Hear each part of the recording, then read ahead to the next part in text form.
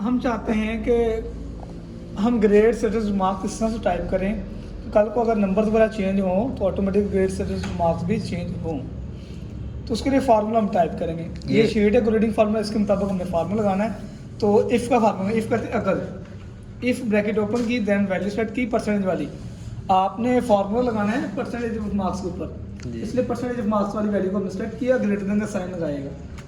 अब हमने बताना है कि अगर ये रकम बड़ी है किससे, 80 से, 80 से बड़ी है तो 80 भी लिखना है साथ जी। अगर 80 से बड़ी है तो पहले लॉजिकल टेस्ट वैल्यू देनी है और फिर वैल्यू ट्रू और वैल्यू फॉल्स देनी है। लॉजिकल टेस्ट वैल्यू देने की अगर ये हमारी बात है इसके मुताबिक मैच कर रही हो, अगर मैच कर रही है यानी कि ठीक है बात ट्रू है तो ट्रू वैल्यू लिखी आ जाएगी, अगर बात गलत है तो फॉल्स वैल्यू लिखी आ जाएगी, गलत वैल्यू लिखी आ जाएगी। तो अभी हम लिखते हैं ट्रू वैल्यू। तो हमारे पास ट्रू वैल्यू क्या है कि अगर रकम है 80 से बड़ी तो A+ लिखा हुआ आ जाए। तो एक चीज़ याद रखें, फॉर्मूला करने जब भी आपने कोई टेक्स्ट लिखना है तो उसको लिखना है हमेशा इन्वर्टेड कोमा के अंदर, शिफ्ट के साथ लिखें, इन्वर्टेड कोमा आ गए और 1A+ और देन इन्वर्टेड कोमा लगा के देन बात खत्म कर सर दें, जी। कोमा दे देंगे। ये सब सैंपल का मुझे पता है। ये जो है P2 के आगे ये सैंपल कहाँ से है जी? ये यहाँ से ये शिफ्ट से या शिफ्ट के बगैर? शिफ्ट के साथ जी ओके। ब्रैकेट क्लोज करना है? नहीं ब्रैकेट नहीं क्लोज करेंगे, फार्मूला 2 भी कंटिन्यू रखेंगे 80% लेके 40% तक और A+ से लेके E ग्रेड तक, E ग्रेड। फार्मूला 2 भी कंटिन्यू रखेंगे। तो यानी कि फार्मूला क्या है, अगर 80 से नंबर ज़्यादा आए तो A+ लिखा आ जाए, तो अगर इससे कम आए हैं तो क्या लिखा है, तो नहीं करेंगे, हम लिखेंगे नहीं अभी फास्ट वाले, अभी जस्ट हम आगे फार्मूला कंटिन्यू रखेंगे। कैसे दोबारा लिखेंगे क्योंकि हमारी रिक्वायरमेंट क्या है कि हमने हर एक पे जाके ग्रेड्स नहीं लिखने, बल्कि एक ही दफ़ा लगाने और सब पे लिखे जाए। पंजाब बोर्ड में आपके स्कूल कॉलेज यूनिवर्सिटीज़ में वहाँ बड़े बड़े डिपार्टमेंट हैं तो वहाँ पे इस तरह से आपके ये ग्रेड्स मार्क्स के ऊपर, आपका प्रॉफिट्स के ऊपर, आपका लॉस के ऊपर, अटेंडेंस के ऊपर ये फार्मूलाज वगैरह अप्लाई होता है। ठीक, मोस्ट इंपॉर्टेंट फार्मूला है आपका ये A+ है ग्रेड लिखा है आपने? हाँ A+ ग्रेड है। 80 से ज़्यादा नंबर है तो A+ ग्रेड है, 70 से ज़्यादा नंबर है तो A ग्रेड है। तो दोबारा वैल्यू सेलेक्ट की, परसेंटेज वाली वैल्यू जो हमने पहले सेलेक्ट की थी उसी वैल्यू को दोबारा सेलेक्ट किया जी।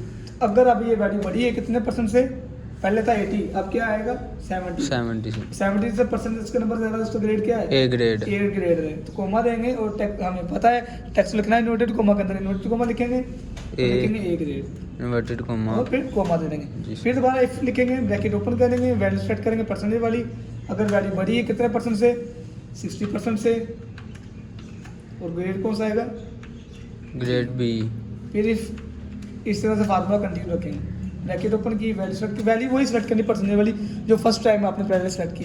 हम इस वैल्यू को परसेंटेज को बेस बना रहे हैं, हमें इससे नहीं मकसद है इसमें 40% मार्क्स हैं, 80% है, 90% है, हमने इसको बेस बनाना है। ठीक है, चाहे 0% मार्क्स होंगे हम इसी वैल्यू को सेलेक्ट करेंगे। जी सर। अगर अब ये वैल्यू बढ़ी है कितने परसेंट से, पहले 80 था, 70 था, 60 था, अब 60 के बाद क्या आ गया 50, इनके 10% उससे कम होते जा रहे हैं। कोमा देंगे, इन्वर्टेड कोमा लिखेंगे, कौन सा ग्रेड आएगा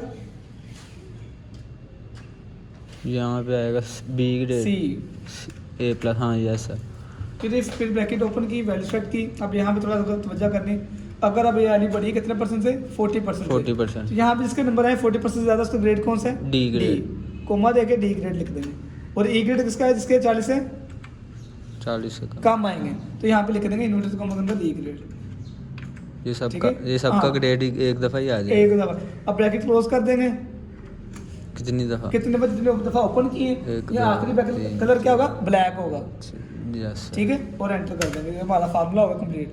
तो हमारे पास चाहे 500, 1000, 10,000 बच्चे भी हैं, जैसे बोर्ड वाले ग्रेड्स वगैरह लगाते हैं वो इस तरह से आपको लगाते हैं फार्मूलाज के ऊपर। तो अब आया नहीं ग्रेड अब ये इसके तो ऊपर? वही ना, वही बात बताने लगो। तो ये सिर्फ C आ गया, उसका फ़ायदा क्या हुआ है, तो कैसे सब पे लगाना है, तो यहाँ पे आ रहा है निशान, यहाँ पे 2 दफ़ा क्लिक करते हैं तो नीचे तक आपका ड्रैग हो जाएगा। यस। और उसका ये फ़ायदा है, कल को अगर आप कुछ भी वैल्यू चेंज करते हैं तो देखें चेंज हो रही, आंसर चेंज हो रहा है, वो खुद ब खुद हो जाएगा? खुद ब खुद चेंज हो जाएगा। और यही हम चाहते थे। ओके हो गया सर जी। तो बात समझ आ गई, अंडरस्टैंड, जी सर। क्लियर है। हाँ जी। तो इस तरह से आप स्टेटस भी, रिमार्क्स भी इसी तरह से इसी सीक्वेंस में लगा सकते हैं। हाँ, ग्रेडिंग फॉर्मूला शीट आपके पास होनी चाहिए, इसी के बेस के ऊपर आप बनाते हैं। आप मैटर की या एंटर की जो संडे देखें उसकी बैक साइड पे ग्रेडिंग फॉर्मूला शीट बाकायदा से मेंशन होती है, किस बंदे को A+, किसको B, C ग्रेड दिया, किस मुनासिबत सर के जी हिसाब से। ये वो एक मिसाल है कि A B C वाला बंदा A grade, B grade, C grade वाला बंदा तो पास है, C से E या D वाला वो फेल में आता है? नहीं, उसमें मेंशन होता है क्लियरली कि 40% से अबव या 35% से अबव जो वो पास होगा, देन उससे नीचे वाला फेल होगा। जी, ये परसेंटेज के मुताबिक फेल परसेंटेज के पास मुताबिक पास फेल, परसेंटेज Status- के मुताबिक मार्क्स। जी सर। वैल्यू जो है परसेंटेज मेन चीज़ है, ठीक है। ये क्योंकि परसेंटेज आपकी एक जैसी रहती है, एक नंबर चाहिए होते हैं, कभी 1100 होते हैं, कभी 1000 होते हैं नंबर, ठीक है, इंटर के जैसे कि मैट्रिक के, तो उस हिसाब से फिर परसेंटेज तो वही रहती है ना, तो परसेंटेज के हिसाब से ग्रेडिंग्स होती है। जी सर। बेसिक जो होती है ग्रेडिंग परसेंटेज के ऊपर ही होती है, तो ये चीज़ होती है।